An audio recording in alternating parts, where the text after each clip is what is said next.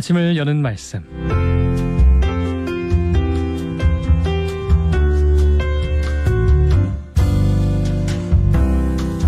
아침을 여는 말씀, 오늘의 시간은 대연교회 전승만 목사님께서 말씀 전하십니다.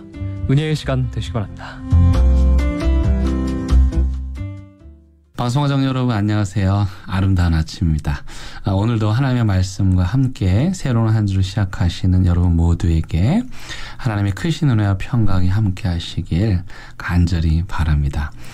여러분 혹시 미국 대통령 중에서 재임 기간 중에는 인기가 없었는데 은퇴하고 난 후 오히려 많은 사람들의 존경을 받았던 대통령이 누구인지 아십니까? 바로 미국의 39대 지미 카터 대통령입니다. 미국 조지아주 땅콩 농장주의 아들로 태어난 지미 카터 대통령은 해군 장교로 군복무를 하고 정계에 입문하여 40대 초반의 젊은 나이에 대통령이 되었습니다. 제가 오늘 지미 카터 대통령 이야기를 하는 이유는 이분의 삶에서 신앙을 빼놓고는 달리 설명할 길이 없을 정도로 모든 사람이 본받을 만한 신실한 크리스천이었기 때문입니다. 한 번은 지미 카터 대통령의 인터뷰 자리에서 한 기자가 당신은 지금까지 살면서 간음한 적이 있습니까? 라는 도발적인 질문을 던졌습니다. 이에 사람들의 이목이 카터에게 집중되었고 카터 대통령은 그들을 향해 네, 있습니다. 라고 대답했습니다. 그 대답이 떨어지자마자 장내가 술렁거렸습니다. 이어서 카터 대통령은 이렇게 대답했습니다. 성경에 보면 예수님께서 누구든지 여인을 보고 음욕을 품은 자마다 간음한 것이라고 했습니다. 그러니 예수님의 말씀의 기준에서 보자면 저는 간음한 적이 있습니다. 라고 대답한 것입니다.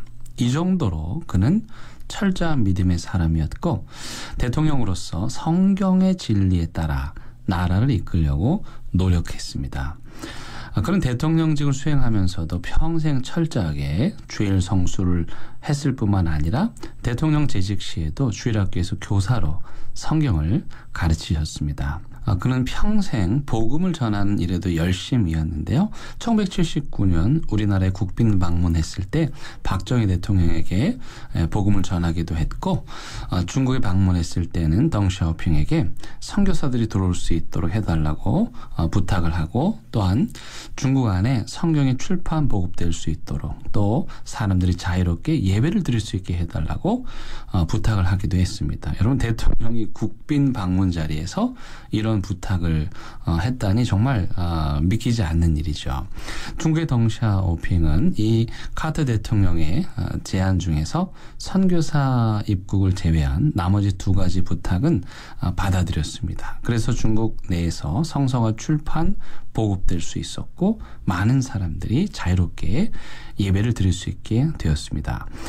지미 카터가 평생 동안 140여 명을 전도했다고 하는데요. 사실 그것도 굉장한 일이죠.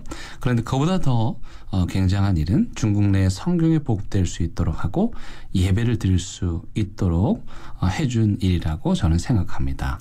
무엇보다도 그의 퇴임 이후 삶이 정말 빛났는데요.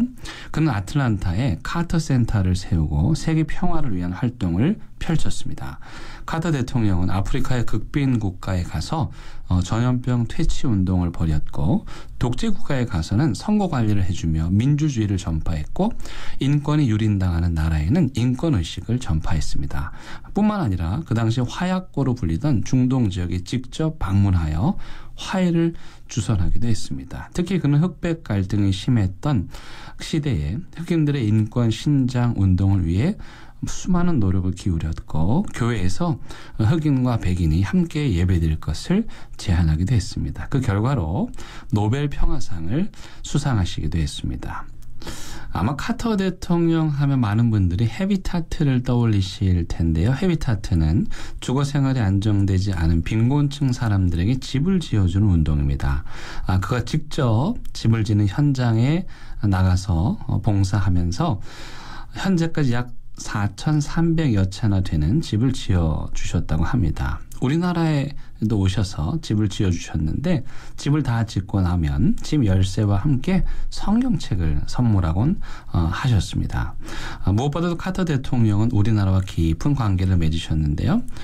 지금은 다 공개된 이야기인데 북한이 1994년 약속을 어기고 핵개발에 성공하자 미국 워싱턴 정가에서는 북한에게 핵을 소유하게 할 수 없다며 소위 말해 선제 타격론 주장이 나왔습니다. 먼저 북한을 치자는 것이죠. 즉 전쟁을 하자는 것이었습니다. 그 당시 주한미군 대사가 제임스 레이니였는데요. 훗날 제임스 레이니 대사가 한 인터뷰에서 그때 당시 한반도에 전쟁이 일어날 가능성이 매우 높았다고 말했습니다. 클린턴 대통령이 주한미군 사령관에게 선제 타격을 대비하라고 명령을 내렸고 제임스 레이니 대사와 주한미군 사령관 게리 럭은 이 일에 대해서 함께 논의를 하였는데 만약 전쟁이 일어난다면 그 당시 추산으로 약 100만 명이 희생당할 것으로 예측되었다고 합니다. 그는 서울을 방어할 수는 있겠지만 서울을 지킬 수는 없을 것이라는 유명한 말을 남기기도 했죠. 그래서 주한미군 사령관과 함께 전쟁에 반대한다는 의견을 백악관으로 보냈습니다. 그 대신 제임스 레이니 대사가 평소 친분이 있던 카터 대통령에게 북한의 특사를 가줄 것을 부탁하였고 북한의 김정일도 카터 대통령이면 환영한다고 하여서 카터 대통령의 방북이 성사되었습니다. 짐 카터 대통령이 한반도의 전운이 드리운 그 위중한 상황 가운데서 막중한 책임을 짊어지고 판문점을 통해 북한에 들어갑니다. 여러분 결과가 어떻게 되었을까요? 너무 감사하게도 카터 대통령이 김일성으로부터 핵 동결 약속을 받아냈고 뿐만 아니라 김영삼 대통령과의 남북 정상회담 약속까지 받아냈습니다. 그렇게 백악관의 선제 타격론을 잠재울 수 있었습니다. 역사에 만약이 없지만 만약 카터 대통령과 제임스 레이니의 노력이 아니었다면 어쩌면 정말 1994년에 끔찍한 일이 한반도에서 벌어질 수도 있었던 것이죠. 실제로 2011년 한 인터뷰에서 제임스 레이니 대사는 카터가 방북 중인 상황에서도 백악관에서 전쟁을 준비하라는 시그널을 보냈을 정도로 상황이 매우 심각했다고 합니다. 이에 카터 대통령과 제임스 레이니 대사는 정말 간절한 마음으로 하나님께 전쟁을 막아달라고 기도하셨다고 합니다. 제임스 레이니 주한미군 대사에게 붙여진 별명이 한국인보다 한국을 더 사랑한 미국인입니다. 그런 젊은 시절 주한미군으로 한국에 오셔서 군복무를 하셨고 그렇게 한국을 좋아하시게 되었대요. 또한 분단 국가의 현실을 몸소 체험하면서 그가 경제학자의 꿈을 포기하고 목사가 되기로 결심하셨답니다. 이후 감리교 목사가 되어 감리교단 파송 한국 선교사로 연세대에 와서 제자들을 양육했고 이후 주한미국 대사로 또 한국에 세 번째 오셔서 한반도의 전쟁을 막으신 것이죠. 그는 오늘날 에모리 대학을 세계 최고의 대학으로 성장시킨 주역이기도 합니다. 제가 2010년 겨울에 에모리 대학 맞은편 한 카페에서 제임스 레이니 대사를 만나서 많은 대화를 나누었습니다. 그분과 대화를 나누는 동안 제가 느꼈던 것은 정말 이분은 신실한 하나님의 사람이고 진실한 그리스도인이라는 것을 느낄 수 있었습니다. 미가 선지자는 미가서 6장 8절에서 하나님께서 우리에게 원하시는 것이 공의를 행하고 은혜 베푸는 삶을 사랑하고 겸손하게 하나님과 동행하는 삶을 사는 것이라고 했습니다. 지미 카터 대통령이나 제임스 레이니 대사야말로 바로 미가서가 예언한 하나님께서 원하시는 사람들이라고 저는 생각합니다. 지난 2024년 12월 29일 지미 카터 대통령은 100세를 일기로 천국에 가셨습니다. 이 세상을 떠나시면서 그가 남긴 마지막 고백은 나는 이제 하나님 곁으로 갑니다 였다고 합니다. 사랑하는 극동방송 가족 여러분, 하나님께서 우리 그리스도인들에게 원하시는 것은 무엇일까요?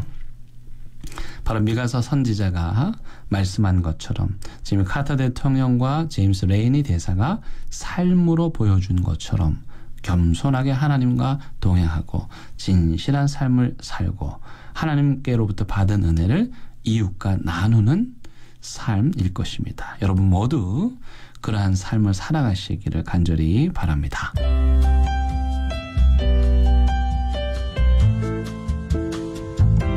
아침을 여는 말씀.